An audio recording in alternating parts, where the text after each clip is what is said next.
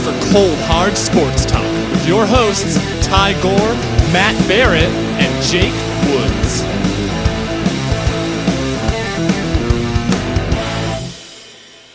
Alrighty, boys, special guest here today. This guy has spent time in the MJHL and the SJHL, just under 100 games, but he tallied over 400 penalty minutes between those two leagues. Former Melfort Mustang, LaRange Ice Wolf, and Selkirk Steeler. This is Kyle Schneider, and he's an all-around beauty. Schneids, how's it going, man? It's going pretty good. Thanks for the intro, Maddie. That was awesome. Well, hey, I had to pump your tires for sure because it's a special guest for sure. First off, I want to ask you about playing hockey in Prince Albert. We see the Raiders win the WHL a couple years ago. What was minor hockey like playing in PA? Yeah, the Raiders win, that was unreal too. I was in attendance for that one. And that was a blast, that playoff run. But so I moved to Prince Albert in grade 1, and the hockey was heads and shoulders over. I came from Bow Island, Alberta, just a small town by Medicine Hat. And yeah, I remember in Pee Wee hockey, we had Doug Hobson, Brian Swiston, and Dave Manson were my coaches for Pee Wee hockey. So it's pretty tough to top that. Yeah, it was awesome. Really competitive, tons of good players. And I definitely say that's as far as I made it. I wouldn't have made it without PA minor hockey for sure. Well, I look at your U15 stats, and you put up an absolute gaudy 53 and 31 in your last year of AA with the Raiders. And just through your years playing PA, you played for the Mintos. And the one team that stood out to me was the 16-17 Mintos that had absolute just star-studded team there, including Logan Barlowski, Cale Zimmerman, yourself, and as I go down the list even more, Kyrell Sapotic, Ty Mosselman, Braden Schneider, Lane Matichuk, Jacob Light, Cade McMillan as well. I could go down and go on and on and on. What was that team like? Yeah, that was unreal. Let's not skip over the 50 points there, Matt, because that was the peak. Well, that was the peak. I had Riley Sawchuk as a line mate all year. I mean, I think he finished top 10 in dub scoring last year, so he's pretty good. But that midget, my last year, getting to play at home for my graduating year in PA, that was awesome. And we were third liners, us old guys that year. The 15-year-olds were unreal. I don't know. Well, we watched Schneider at the World Juniors. He's a stud, of course, because he's a Schneider. Yeah. And then Bartles and Kyrell Sapotic. Kyrell couldn't miss. That kid he scored every game. He was unbelievable. Alex Moore was a stud on defense. He's still playing down Swift Current. Yep. Yeah. And then, all those guys. That was such a fun year. We had a pretty good run at the max. Our two goalies were Cale Elder and Ty. Well, you could probably look that one. That's Ty Morin. And they carried us. They carried us that year and made it to the quarterfinals at the max. So that was pretty cool. I think first time the Mintos made it to the playoffs in the max for a few years. So that was probably the highlight of that year. It was a blast. Because get me wrong, was that the same year that Notre Dame was really good and they won Telus that year, correct? Yeah, that's right to me. We lost out to Tisdale that year in the semifinals. Kyrell got suspended. The buzzer actually went in game 3, I think. There was 0 time left on the board, and he had to go hit a guy from behind, so we had to bug him about that years later. It wasn't funny at the time, and then we lost Schneids in that playoff run too. Unfortunately, he hurt Chris Bisdell, but that was the biggest hockey hit I've ever seen in my life. And Schneider did that pretty much nightly for us. He was a brick shit house out there.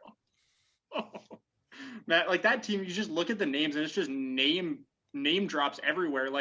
Wherever you go in Saskatchewan hockey, there's one of those guys somewhere. Yeah. Well, Barlowski led the league in points, right? As a 15-year-old. I don't know. I don't know when the time before that, who did that before him, but it was pretty special playing with those guys. They were unreal. Now, while we're talking about your old teammates, I want to mention another one. He played with you Let me double check the year here. That was the 2013-2014 year in your U15 years. Friend of the podcast, Owen Ozar. Yeah. What was Ozar like playing with even in the U15s? Well, Owen was always a stud growing up.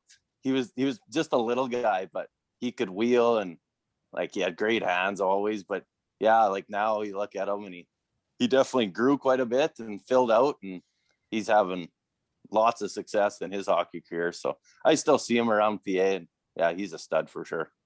Yeah, just had to get in. We always like to ask about other friends of the pod who we have connections with new interviews. Well, we've got another friend of the pod coming up later that we're going to ask about as well. Big man. You started your, I guess, junior career sort of with the La Ronge Ice Wolves. What I know that during that time, La Ronge was kind of the place that, they were struggling to win games. You played a little bit there. What was your introduction to junior hockey like with them? Actually really good. Like they had a really fun group of guys up there in the Ronge that year, and Sean Martin was the coach at the time when I was 17, and he was a great guy and was definitely like throughout my junior career was always in my corner. We still stay in touch to this day. So he made it like, I mean, obviously the team was going through some struggles, and that year I started school in the Ronge. So the first month I was going to school through camp, and Sean kind of knew if the season didn't start how he wanted, that he might be on his way out. So I ended up coming back to PA for midget. But yeah, like Bryce Fisk was on that team. Toby Schattler, that's the guy who kind of taught me how to fight. So yeah, he was on that team. And yeah, there's a bunch of good older guys. And you decided to go to Selkirk in Manitoba the next year. What was the decision like? Did you want to go back to La Ronge? Did you have other options? Why was Selkirk someone that was calling? So that summer, Evan Vossen was the new coach La Ronge, and he had called me and offered me to sign with them, but actually at the max. So later on, Sean Martin ended up getting hired by the Whitecourt Wolverines. So I went and started there, and it was just a good opportunity, and I kind of knew how La Ronge was going to be with winning, I think, 8 times before that year. So I just figured I'd go try somewhere else where try and make a more competitive team, I guess. And I had that Sean Martin connection, and then that didn't work out. So they told me that if I wanted to go to Selkirk would be willing to take me. So I thought I'd go that route and see a new place and try it out there. And it was a blast. Yeah, what was, that team like? And you started 21 games, 5.69 penalty minutes. Was that kind of where the physicality and the Kyle Schneider that we all know sort of took over? Yeah, I mean, it kind of started in like midget camps, even, believe it or not. But okay. But yeah, getting out to Selkirk, we had Selkirk, for you guys may not know, it's like 20-25 minutes outside of Winnipeg. So majority of our team actually was from Winnipeg. There was only 5 of us that billeted in Selkirk.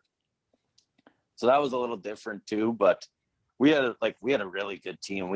I think we had 5 ex-dub guys on our team that were just wanted to play their 20-year-old year at home in Winnipeg. So we did have a ton of skill, and I mean, I broke my shoulder blade that year. So I missed a lot of time. I had surgery, and they put a big screw in my shoulder blade. So I mean, I guess we'll say that's why I only played 20 games. But yeah, overall, it was a great time. Do you remember lots of fun nights out in Winnipeg, and Pint Tuesday nights were good. Well, I guess it's pretty short. You just go out to Winnipeg whenever you got the green light, eh? Well, and we could go stay at a buddy's on our team's house. Like they just lived at home with their parents. So we didn't have curfew in Selkirk, which was pretty unreal. So yeah, we made the most of our time that year for sure. Okay. So do you remember did you hurt your shoulder in a fight? No, it was my third junior game of that year. And we were playing OCN, and in Selkirk, the benches were on opposite sides of the rink, kind of that older style. Oh yeah. So, I mean, new to junior hockey, I was cutting across the middle, trying to get like a breakout pass, and a D-man stepped on the ice off the bench, but on the other side of the rink. So he seen me coming, and I was looking back with my head down, and yeah, he just blew me up. Like center of the ice, wasn't into the boards or anything. And yeah, I definitely knew something was wrong right away. It was a bit of a yard sale. Oh no. Had you had your first career fight before that point? My first exhibition game when I got to Selkirk, I got in a scrap, but I hadn't fought a regular season. No, I hadn't had any regular season junior fights yet. Do you remember your first one? Yeah, I do. I do remember my first one. It was Let's hear it. It was a guy from the Winnipeg Blues. He was a defenseman. I think he was like 6'4", 6'5", regular season. We were down like 4-0. And I mean, I didn't play a ton that year. I didn't really play a ton my whole career, but that game we were down 4-0, and my coach kind of gave me the tap on the back, kind of kicked me because he could tell I was like ready to get in one, and I went out, and that was off the face-off. That was the one guy willing. So I was like, well, I guess we'll start big and see how it goes. How did it go? I ate a few that one, but Toby Shatler told me the best way to learn how to fight is to get punched in the head. So that's what I did. Oh, okay. Well, there you go. That makes a lot of sense then. So I want to follow it up just briefly. If you look at your elite prospects, list 5'10", 175. So needless to say, and that might be generous. The 5'10" at least. Yeah. Needless to say, you're not a big guy on the ice. So what's your mentality going into fight a guy who's 6'2", 6'3", 6'4", might be outweighing you by 40, 50, 60, 70 pounds?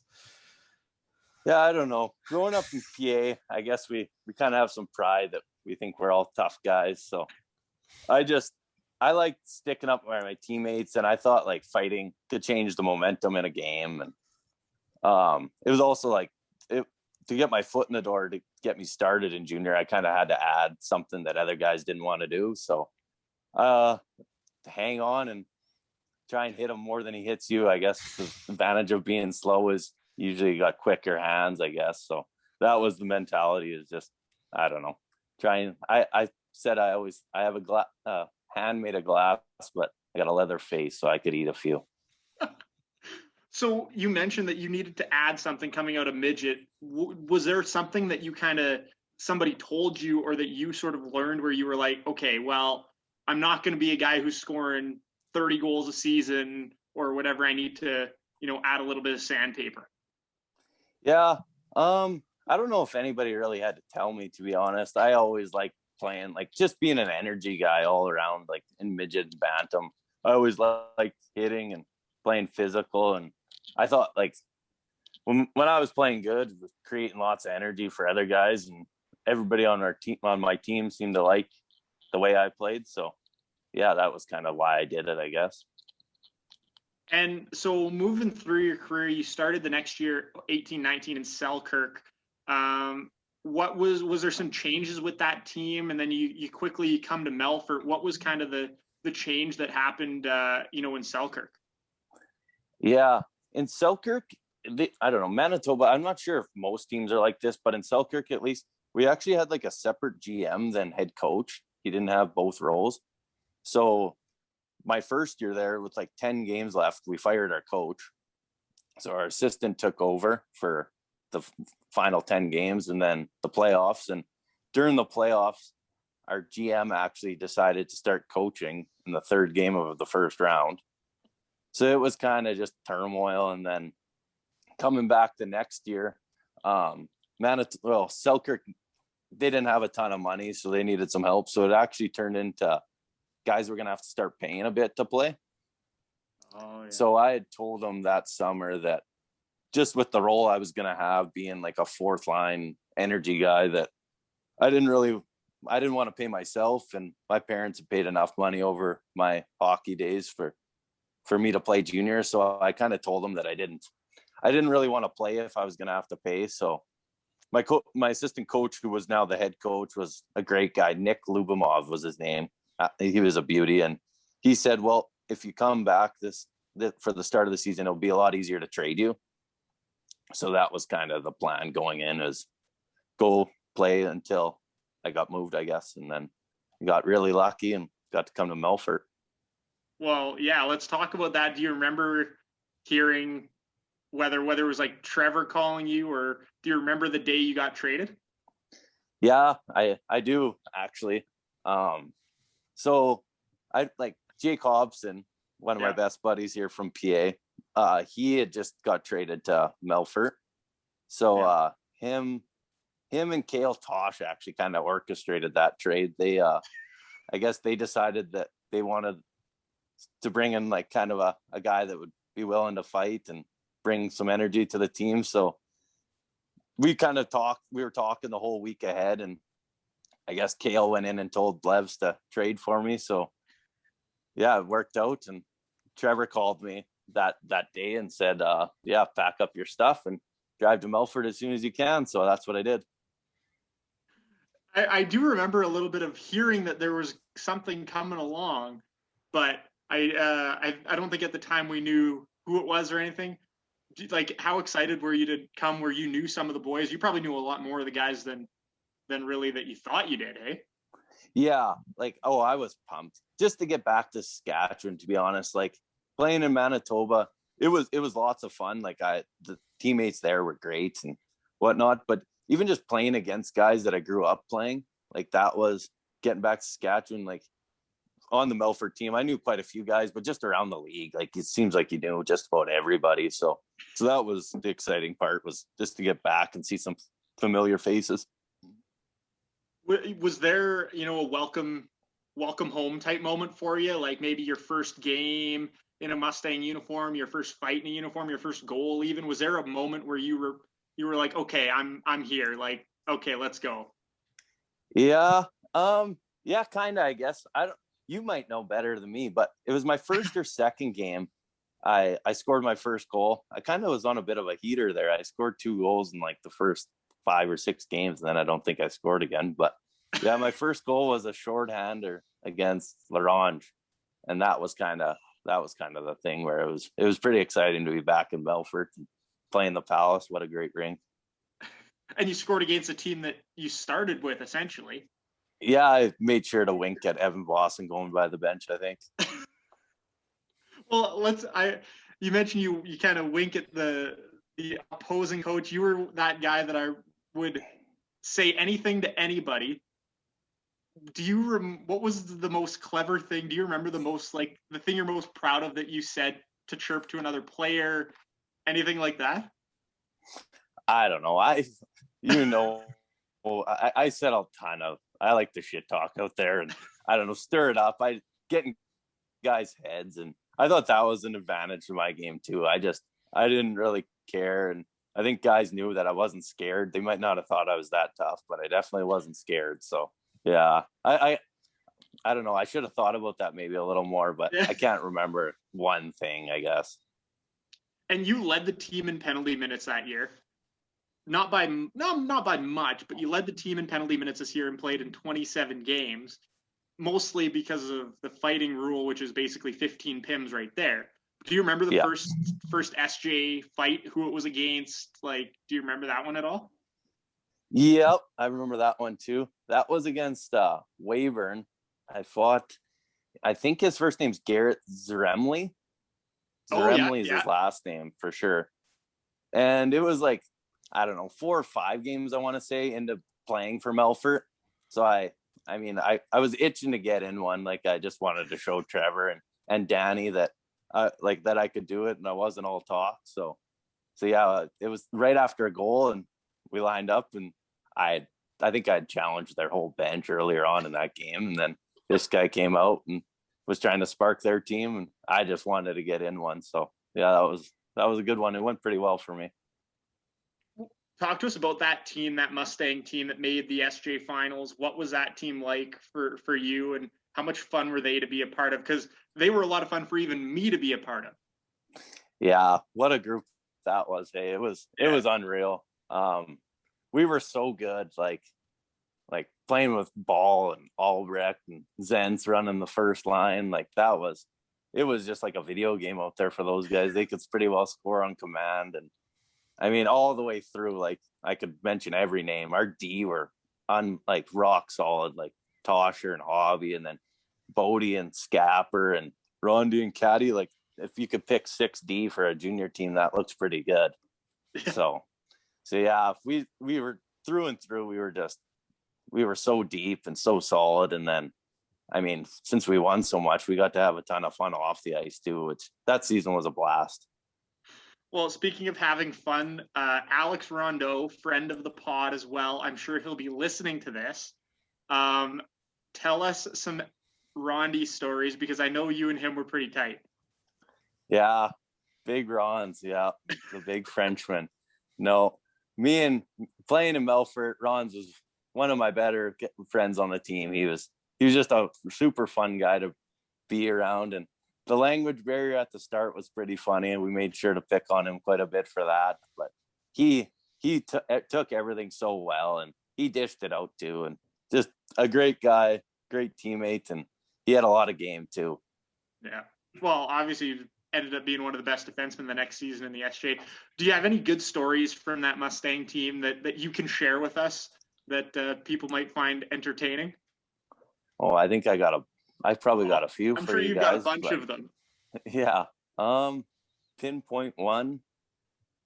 I don't like. I think Rondo actually told this story on the podcast too. But coming home we had a game up in Larange, and yeah, Larange only had, I think they had 8 wins that year, and we were we lost to them up there. So coming home, whatever, it was a pretty quiet bus ride, and get back to the rink and start unpacking the bus and unpacking our bags, and Flevs comes down to the room and says, "All right, put your stuff in your stalls and get your running shoes on, boys. We're running laps."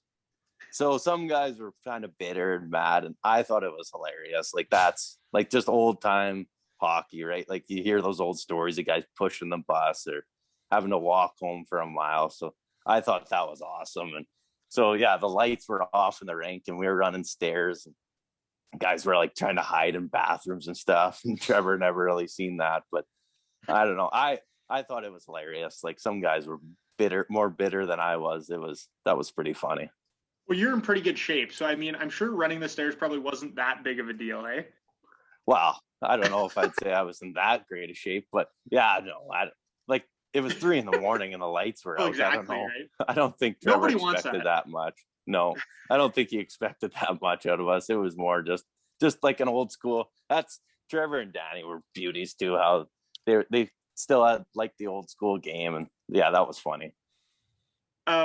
The other story that we want to tell, I want to move to your next year where you head back to Larange, start in Melfort for a little bit as a 20-year-old, kind of in and out of the lineup, play a couple games, and then you go to Larange. What was the difference between the two teams? Because I know Larange was kind of loading up a little bit. They thought like this was the turning point for Larange, right? Yeah. So, I mean, we like bringing in Killer and Patty up to Larange completely changed that organization. Like Kevin Kaminsky and Galen Patterson, what a coaching duo to have. There's a ton of hockey experience there, and with the 20-year-old rule, I kind of knew going into Melfort that it might not work out for me, and I actually had a decent start, and I don't think Trevor overly wanted to trade me too, but it was just one of those things where didn't have room for me, so got traded up to Larange. And yeah, we had like a great group too. We had a really skilled, like hardworking, hard to play against team up there, and we had 2 brick walls and nets. So yeah, that team was great. It's too bad we weren't able to finish, because I would have liked to see what kind of run we could have went on there too. Well, the one thing that we remember is Alex Rondeau told us on the podcast as well. You challenged him your first game back in Melfort to a fight. Rondi was having none of it. What was the conversation between you two? Yeah, I don't know. I think I think both teams kind of had that game circled on the calendar, and I was excited to come back play in the Palace and like see all those guys again, and even the fans. And yeah, I mean, I definitely won the warm up that night. I don't know if you'll remember, but I used to have skate pictures the red line. actually, so I do remember.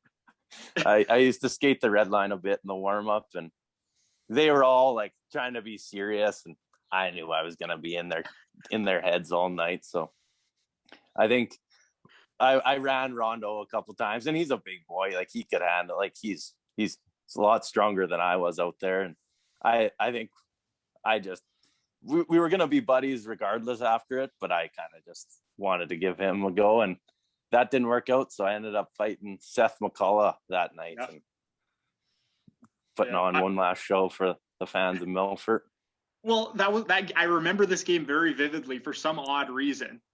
And I still have pictures of you guys at center ice, and then the video of the first, the puck drop at the first period, because it was your line started and then Seth's line started as well. Yeah. And you guys went on a shoving match and then had to go to the box. Was there talk of going right there? Well, I think I was willing, but I don't know. That was cool for Killer to give me the start back in Melfort, and I think he was expecting what I was gonna do. Like he knew I was ready to go, and that was one thing I never really had to worry about bringing intensity to a game because I was always fired up and ready to go. But I think I probably took Seth a bit off guard. It was his first year in the league, and I really liked Seth as a teammate too when I was in Melfort with him for a brief time. But yeah, he didn't know what he was getting into that night. And Rondo actually told me that I guess Trevor Blevins went into their room after the first period that night and ripped their team apart, saying like how bad I was in their head, and they just had to let me do my thing and not say anything back to me. And that was pretty funny because I figured I was going to have him the first night back. It's almost like the Brad Marchand effect, right? I don't know. That's my favorite player in the NHL, so I guess I'll take that. Yeah, I'm not surprised at all. Yeah, that doesn't surprise me. Like playing in Lagrange compared to Melfort, two completely different barns. Hey, like the barns are two completely different ones. But you were a guy who loved playing in Lagrange, where a lot of people don't, right? Yeah, no, for sure. And I mean, the Palace would probably be one of the for sure would be one of the best rinks in the SJ just for seating and whatnot. But the Mel up in Lagrange that's an old school barn, and it's a lot smaller out there. It's tight. And as we started getting better, we actually, like, I remember playing in Melfort on like a Tuesday night, and what would there be, 200 fans maybe in that rink. But as we started to get better, there was started to be like 500-600, and it would get loud in there, and those fans loved like old school hockey. And I think Killer brought a lot of fans into the game too, just because they knew how we were going to play having him as our coach. So playing like that, like rink wise, I was good with it because I liked the smaller rink and I liked that chippy, hard nosed game. So yeah, I loved playing in the Mel. That's a fun rink. You also had some. You said earlier you had a hand of glass, I think you said. Yeah.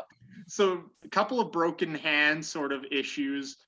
What tell us a little bit about the issues of breaking bones in your hand. Well, yeah. I broke my right hand 3 times, but the first time was when I was in midget. Actually, I got in a fight at Minto camp my last year.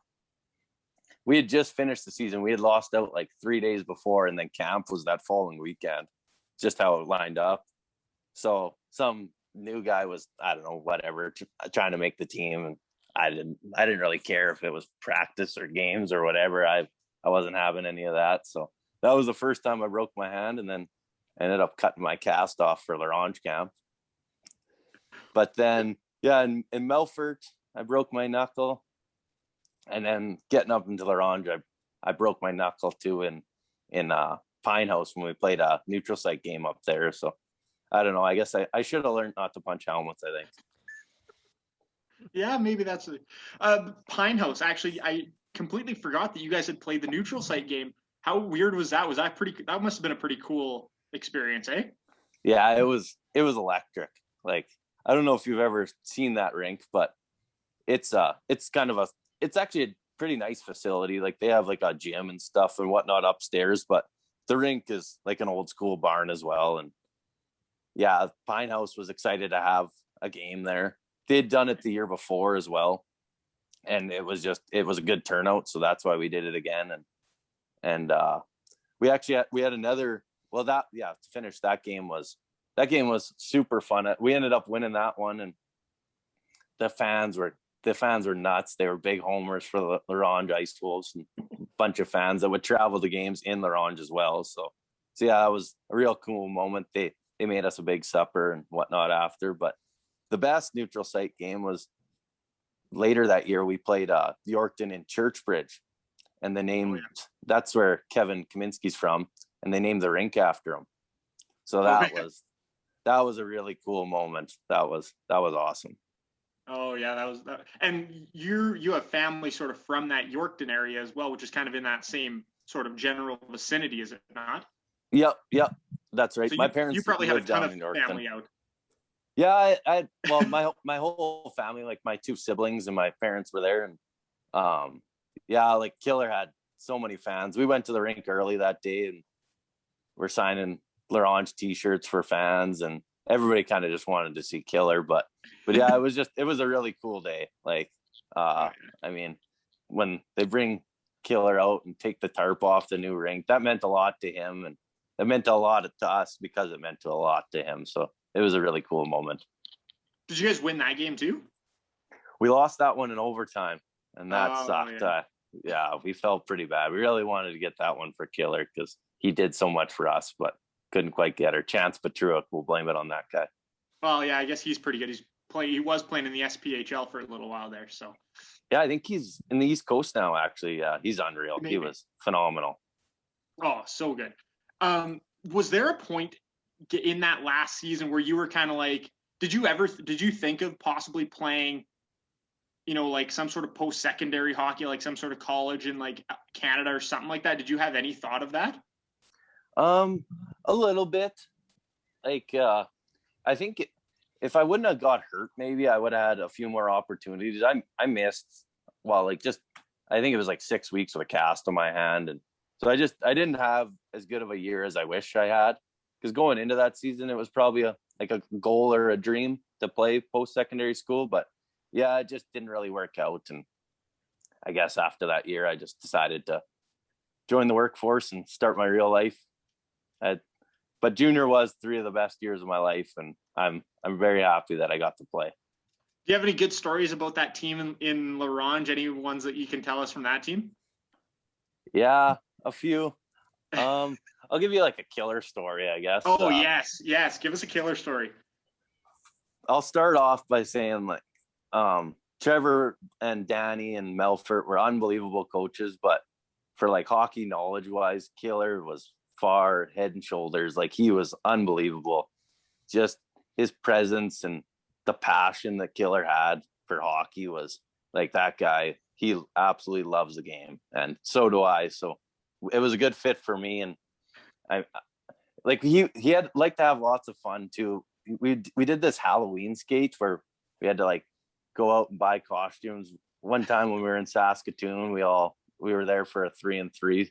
So we were, or 3 and 4. So we, on our day off, we got to all go buy our costumes, and Killer came as like Anchorman. That's what Killer dressed up as that day. And he came out and reffed and had a blast. But I mean, Killer, he was an intense guy. Like, he would come into the dressing room if we weren't playing good, and would just like, he was a scary man. Like, just his presence, like he would say a lot, and he was loud and he was mean.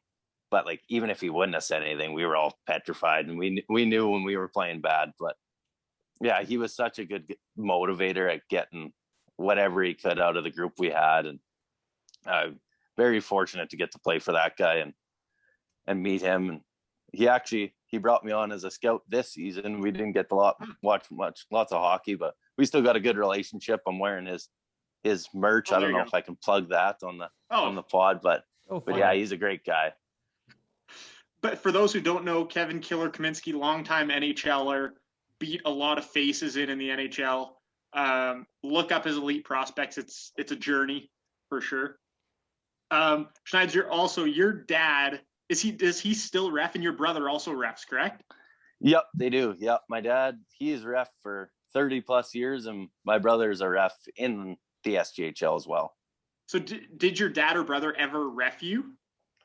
They did lots growing up, like in PA. Okay. My dad always liked, like he would do 100 games in PA in a winter, like ref 100 games, and he liked helping like younger refs out, and he was just a big fan. He's a big sports fan all around. So the last time my brother and my dad refed me was a preseason game for the Mintos. The Mintos would get them to like help out and ref camp and whatnot. So then for a preseason game, I guess they got scheduled, and yeah, I think in the first period, I got 2 minor penalties from those guys because they'd watched me my whole life. They knew all the stupid little shit that I did. And in the second period, I got called again. I think it was my brother this time called me for a tripping penalty, and I just went off on him, and he gave me 2 10s and kicked me out of the game. And then after that game, I think I drove home and sat in the car for about an hour and a half. I didn't even want to go inside and see him. I was so mad. But looking back on it in hindsight, it's a preseason game, but yeah, that was the last time ever. You got booted 2 10s for ripping your brother in a preseason game. Yeah, my brother and my dad. Yeah, it was. I think we all agreed after that they weren't going to ref me again. Oh man. Well, so staying in hockey, you had actually a debut doing color commentary with myself in Melfort. I believe it was a game against Yorkton. Do you think that is a possibility for a career? I don't know if it's a possibility for a career, but I loved it. Like, it was fun. I did that a couple times up in the Orange with Malls too. But yeah, the first time was with you, and I don't know. It was just, I was sitting out anyways, right? So yeah, you asked me to jump on, and we had a good time. I think I did all right. Oh yeah, I think so too. I mean, it was good. Any scratch doing color commentary is usually a shot in the dark. But I will say, I'm going to give you Schneider the pump his tires a little bit more here. If anybody wants to have him on as a color commentator, he's a very good color commentator. So usually the energy guys turn out to be the best color commentators, right? So well, thank you, Matt. Appreciate it. I got you. And away from hockey a little bit, you're a big golfer as well, correct? I am, yeah. Still a big golfer. We've played a few rounds together. You've whooped my ass a couple times. No big deal. That's all right. You and I had this conversation. You chose hockey over golf because, like, you could have played golf at a high level too, right? Well, I don't know. Like that, growing up, like when I was younger, I worked at the golf course here in PA as well. Cook Municipal, what a track. Yeah. And I played lots of tournaments growing up. Like I'd go play the junior provincials every year and play up at the junior lobstick and whatnot. And I don't know, like, I guess I liked hockey better just because of the team sport and the camaraderie with the guys and all the fun stuff that goes along with hockey. And being a Saskatchewan guy, like there was a few older friends from PA that did go on and play college golf, but it's hard when you only get to play like 3 months or 4 months in the year, right? To really see a future in golf. So maybe if I had stuck with it and put in a ton of time, like you got to practice a ton to be that good at golf. So maybe if I had stuck with it, but I chose hockey. I liked it better. So that's what we did. Now it's just hanging out with guys like me and kicking our ass at golf and drinking beer, right? Well, yeah, that's a lot of it. Yeah. I still play in a couple men's tournaments, but yeah, like golf's a game you can play for life. I love golf. I'm excited. We need the snow to melt here so we can get back out there. Exactly. That Mother Nature needs to speed this shit up. But yeah, boys, any questions that you got for Schneids? Nothing here to wrap it up. I think we kind of walked through the career highlights and all that. Gorzy, anything? I gotta ask, and I'm not sure if it's been covered yet, so stop me if it has. But who was your toughest fight? SJ, MJ, any league? This is a good question. I actually kind of had this story ready to tell. Yes. So the Melfort on our playoff run there, we met Estevan in the second round. And I remember sitting like at our billets, Grandma Vicky with Hobby, and we were kind of, we had won in 5 games the first round. So we were waiting for other teams to finish. I think all of us were kind of like, okay, like we'll play anybody but Estevan. Like Estevan had They whooped you 4-0 that year, right? Yeah, that's right. I think so. And but they had like Bryce Platt, former WHLer, the big 6'3", I don't know how much, like DeRusse and Cunningham. Those guys were all just big meat, like they were huge. So going into that, like we didn't overly want to play them. So I'll never forget this. For like game 1, Blevs comes into the room before the game and goes, hey, Schneid's, if you're going to chirp anybody this series, there's Bryce Platt, DeRusse, and Cunningham. Those 3. And I like looked around, I'm like, fuck, I'm giving up 6 inches on all those guys, but sounds good, Trevor. And it wasn't like he forced me to do anything, but he just knew I'd be willing. So game 4 in Melfort, I fought DeRusse in like the 3rd period. I think I heard a story from a guy on their team. Their coach finally had enough and tapped DeRusse and said, okay, go give Schneider what he deserves or whatever. So that was probably the toughest guy I fought. I actually did okay. I hung on and was able to eat a few and give a few, but yeah, I'd wanted to fight one of those 3 guys too. So I wasn't too nervous going in, but yeah, he was probably the toughest guy. You could look him up on WHL. He's got some good fights. You didn't have to fight any of those guys earlier in the year, hey?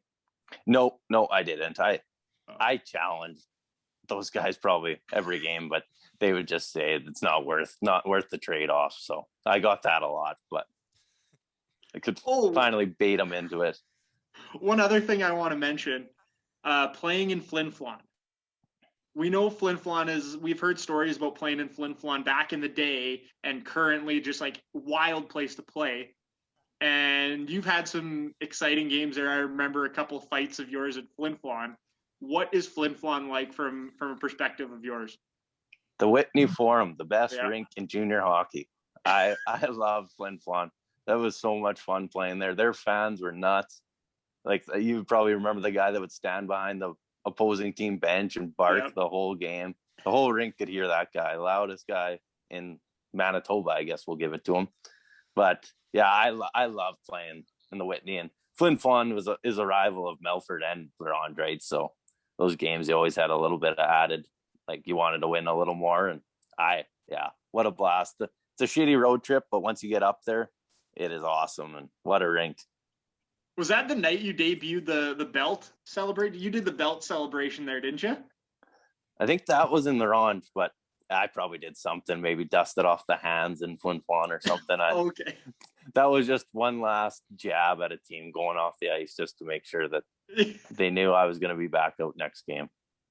That's a great way to end off our chat. I mean, Schneid, this was a lot of fun hearing some of your stories about chirping some guys and the fights and just some of the guys you played with. This was a lot of fun, man. I appreciate you taking some time to shoot the shit with us. You bet, boys. And I've listened to your pod, like quite a few of them, definitely like Rondo and Ozar, and you guys do a great job. And I wish you guys lots of success. And I'll be buying one of those sweet, cold, hard sports bunny hugs off you guys. And he's Saskatchewan because he called it a bunny hug. Well, what else is it? It's a hoodie. It's a hoodie. We'll leave it there. I don't think that's a debate we want to get into here. You got 3 Alberta boys and 1 Saskatchewan guy, so There you go. All right. Cheers, boys. That's fun. Cheers. Yeah, thanks, fellas.